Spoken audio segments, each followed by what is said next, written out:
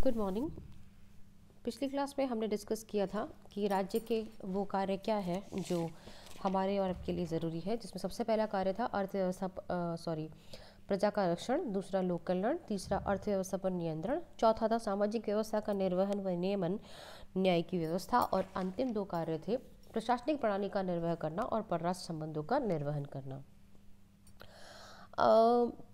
As a citizen and as a human हम सब इस बात को जानते हैं कि राजा और राज्य, या आज के रेफरेंस में बात करें तो सरकार और राज्य दोनों बहुत इंपॉर्टेंट है हमारे व्यक्तिगत जीवन के लिए और हमारे प्रशासनिक जीवन के लिए या हमारे ऑफिशियल लाइफ के लिए।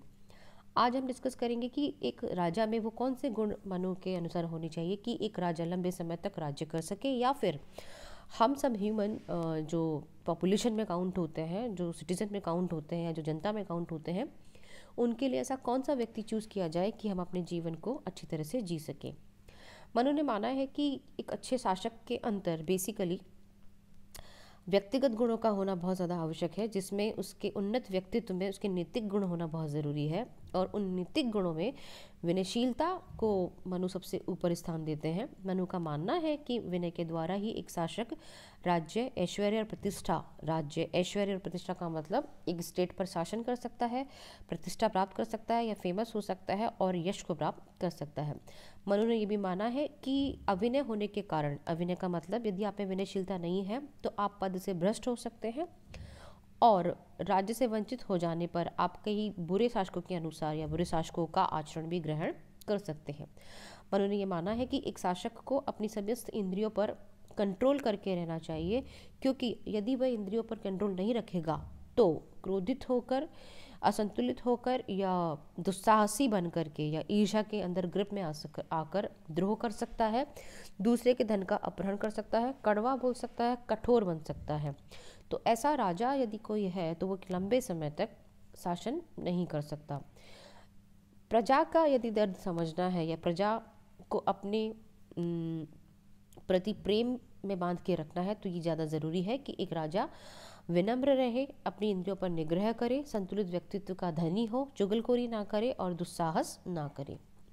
मनु ने स्वीकार किया है कि एक राजा के अंदर सूरवीरता, पराक्रम, बलशीलता, चातुर्य, समय और परिस्थिति के अनुसार स्वयं को मीठा और कठोर बनाने वाली क्षमता होना आवश्यक है। उसमें दानशीलता का गुण होना बहुत ज़रूरी है। एक राजा यदि दान नहीं कर सकता, किसी व्यक्ति की मदद नहीं कर सकता, किसी के दुख में उसकी सहायता नहीं कर सकता, तो वो राजा नहीं होता है। उस राजा के अंदर विद्वानों के प्रति आदर होना चाहिए, न्यायप्रियता में उसका विश्वास होना चाहिए, और निष्कपटता जो है, निष्कपटता का मतलब किसी के साथ वो बेईमानी ना करे, ये गुण उस राजा में होना आवश्यक है।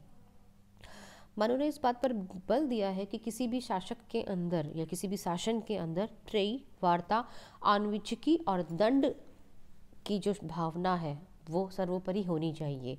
ये त्रयी, वार्ता, आन्वीक्षिकी और दंड क्या है ये हम नेक्स्ट क्लास में, जब भी ये चैप्टर हमारे पास आएगा तब हम डिस्कस करेंगे। मनु ने ये माना है कि मंत्रिपरिषद जो है वो एक राज्य का बहुत महत्वपूर्ण अंग है। मंत्रिपरिषद राज्य के कार्य को सुचारू रूप से चलाने के लिए अनिवार्य है, और एक जो राजा होता है वो मंत्रिपरिषद के बिना अपने शासन को पूर्ण नहीं कर सकता। मनु ने शासकीय शक्ति को अकेले राजा द्वारा प्रयुक्त किए जाने को अनुचित बताया है। कहने का मतलब ये है कि एक राजा समस्त शक्तियों का प्रयोग करे, ऐसा संभव नहीं होना चाहिए।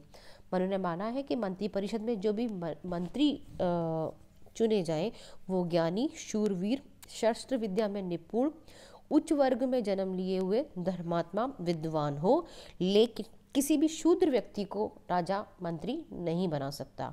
शूद्र वर्ण को उन्होंने मंत्री ना बनाए जाने पर क्यों बल दिया है, इस बारे में मनु किसी भी प्रकार की जानकारी ना तो मनुस्मृति में देते हैं और ना ही हमें ये कोई भी जानकारी कहीं से प्राप्त होती है।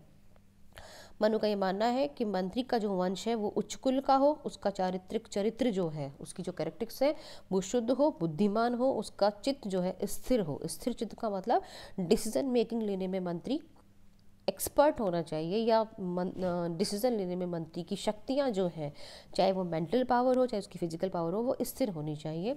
मंत्रियों का आलस्य रहित होना, शूरवीर होना, उत्साही होना और उच्च कुल में उत्पन्न होना मनु आवश्यक मानते हैं।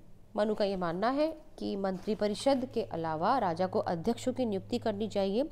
मंत्रियों से एक राजा को संधि, विग्रह, यान, आसन, स्थान, समुदाय पर विचार विमर्श करना चाहिए। ये संधि, विग्रह, यान, आसन, संशय और द्वेदी भाव जो हैं ये मंत्री परिषद का व्यवहारिक पक्ष है, जिसका स्टडी हम इस क्लास में नहीं करके अगली क्लास में करेंगे। मंत्रियों से पृथक पृथक विचार विमर्श करके और सामूहिक रूप से विचार करके राजा अपने शासन को या मंत्री परिषद की कार्यवाही को आगे बढ़ाता है। मनु का ये मानना है कि राजा को हर मंत्री से अलग अलग विचार विमर्श करने के अलावा भी मंत्रणा की गोपनीयता को बनाए रखना चाहिए। जहाँ भी राजा मंत्रणा ले वहाँ से बुद्धिहीन, मूक, बधिर, पक्षी, तोता, मैना, वृद्ध व्यक्ति, मलेच्छ, रोगी और स्त्री और सबसे बड़ी बात, जो व्यक्ति झूठा और भ्रष्ट हो उसे उस स्थान से दूर कर देना चाहिए। उनका मानना था कि एक अस्थिर बुद्धि भी पतन का कारण बनती है। कहने का मतलब यह है कि मैं किसी की बात को सुनकर किसी और को कह दूं और किसी और की बात को सुनकर किसी और को कह दूं, तो ये जो गुण है मंत्रियों में, पतन का कारण बनता है। मनु का यह मानना है कि आलस्य रहित उत्साही व्यक्ति को अध्यक्ष पद पर नियुक्त किया जाए और मंत्रिपरिषद की स्थापना के लिए मंत्रिपरिषद जो बनाई जाए या परिषद जो बनाई जाए उसमें जो व्यक्ति रखे जाएं उनका 3 वेदों का ज्ञाता होना जरूरी है। कानून निर्माण में और नीति निर्धारण के कार्य में संपन्न कराने में उनकी बुद्धि सर्वोपरि होनी चाहिए। Thank you.